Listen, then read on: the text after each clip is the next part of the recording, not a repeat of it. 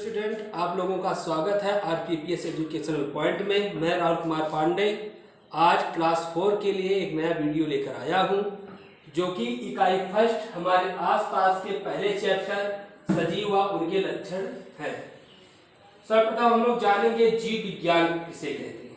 तो जीव विज्ञान का मतलब है कि विज्ञान की वह शाखा जिसके अंतर्गत हम सजीव वस्तु जैसे जंतु व पेड़ पौधों का अध्ययन करते हैं, उसे हम जीव विज्ञान कहते हैं। एक बार फिर से मैं जीव विज्ञान की परिभाषा देना चाहता हूं कि जीव विज्ञान की वह शाखा है जिसके अंतर्गत हम सजीव वस्तुओं का अध्ययन करते हैं। सजीव वस्तुओं में जैसे जंतुओं का और पेड़ पौधों का अध्ययन करते हैं, उस विज्ञान की शाखा को हम लोग जीव विज्ञान कहते हैं। उसके बाद दूसरा पॉइंट हम लोग देखते हैं सजीव किसे कहते हैं।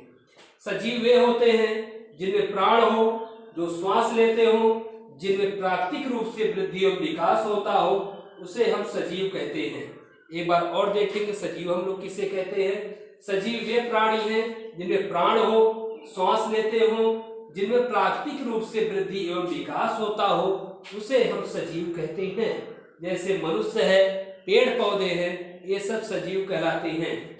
उसके बाद अगले पॉइंट पे हम लोग आते हैं निर्जीव किसे कहते हैं। निर्जीव वे होते हैं जिन्हें प्राण नहीं होता, जो श्वास नहीं लेते, जिन्हें प्राकृतिक रूप से वृद्धि एवं विकास नहीं होता, उसे हम निर्जीव कहते हैं। इसके उदाहरण मेज, कुर्सी, किताबें इत्यादि हैं। अब हम यहाँ पर देखेंगे सजीवों के लक्षण। तो पहला लक्षण होता है सजीवों का कि सभी सजीव भोजन करते हैं। हम लोग भी भोजन करते हैं, दाल चावल रोटी सब्जी हम लोग भी खाते हैं।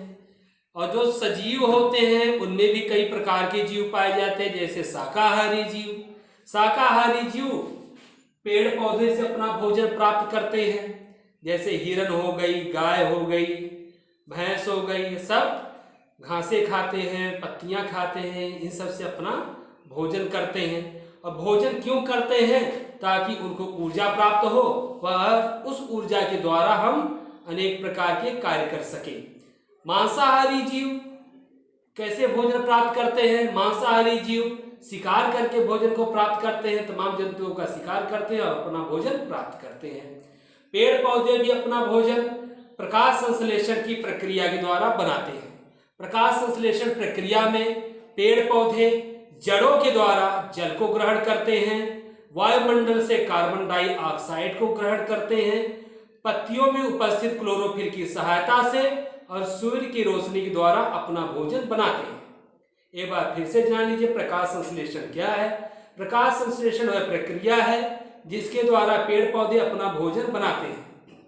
प्रकाश संश्लेषण की प्रक्रिया में पेड़ पौधे जड़ों के द्वारा जल को जमीन से ग्रहण करते हैं, वायुमंडल से कार्बन डाइऑक्साइड लेते हैं, पत्तियों की क्लोरोफिल की सहायता से और सूर्य के प्रकाश की उपस्थिति में अपना भोजन बनाते हैं, जिसे हम प्रकाश संश्लेषण कहते हैं। तो इस प्रकार से पहला लक्षण जो होता है सजीव का, वह होता है भोजन करना। भोजन प्राणी इसलिए करते हैं ताकि उनमें ऊर्जा की उत्पत्ति हो और उस ऊर्जा के द्वारा वह अपने अनेक कार्यों को संपन्न कर सके। दूसरा लक्षण होता है श्वसन करना। श्वसन का मतलब होता है सांस लेना। समस्त प्राणी जो होते हैं वह ऑक्सीजन को अपने अंदर ग्रहण करते हैं, कार्बन डाइऑक्साइड को अपने शरीर से बाहर करते हैं। विभिन्न प्रकार के जीवों में श्वसन प्रक्रिया के लिए विभिन्न प्रकार के अंग पाए जाते हैं। जैसे मनुष्य जो होता है अपने फेफड़ों के द्वारा श्वसन करता है, केंचुआ जो होता है अपनी त्वचा के द्वारा श्वसन करता है, पेड़ पौधे भी श्वसन करते हैं। इस प्रकार से प्रत्येक जीव जंतु जो होते हैं जिनमें प्राण होता है, जो सजीव होते हैं, वे श्वसन करते हैं। श्वसन की प्रक्रिया में प्रत्येक प्राणी ऑक्सीजन को अपने अंदर लेते हैं व कार्बन डाइऑक्साइड को अपने शरीर से बाहर निकालते हैं। तीसरा लक्षण होता है गति करना। प्रत्येक प्राणी भोजन इत्यादि के लिए एक स्थान से दूसरे स्थान पर जाते हैं। इस प्रक्रिया को हम गति कहते हैं। प्रत्येक सजीव गति करते हैं। मनुष्य भी गति करता है, पक्षी भी अपने पंखों के द्वारा उड़कर एक जगह से दूसरी जगह जाते हैं और गति करते हैं। परंतु पेड़ पौधे गति नहीं कर पाते। जिस प्रकार से मनुष्य गति करता है, जिस प्रकार से पक्षी गति करते हैं, उस प्रकार से पेड़ पौधे गति नहीं कर पाते, लेकिन अपने अंगों की वृद्धि और विकास के द्वारा वे गति को प्रदर्शित करते हैं। अगला लक्षण प्रजनन होता है। कोई भी सजीव अपने जैसी संतान को उत्पन्न करने की क्षमता रखता है, इस प्रक्रिया को हम प्रजनन कहते हैं।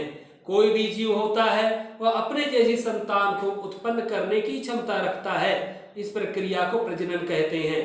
जैसे एक मनुष्य की संतान मनुष्य होती है, एक गाय की संतान बछड़ा होती है, इस प्रकार से समस्त प्राणी प्रजनन के द्वारा अपनी जैसी संतान को उत्पन्न करते हैं।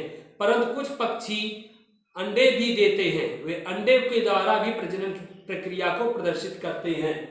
उसके बाद अगला लक्षण होता है वृद्धि।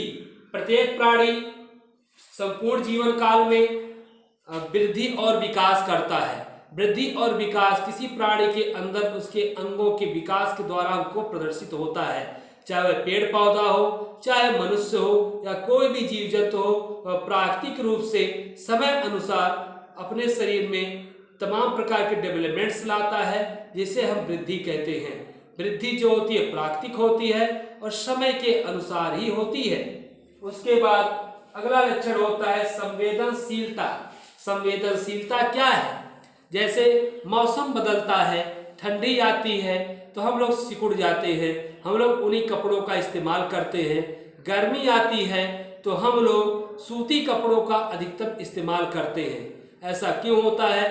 क्योंकि प्रकृति में होने वाले विभिन्न प्रकार के परिवर्तनों के द्वारा हमें ताप इत्यादि का अनुभव होता है कि ठंड पड़ रही है या गर्मी आ रही है।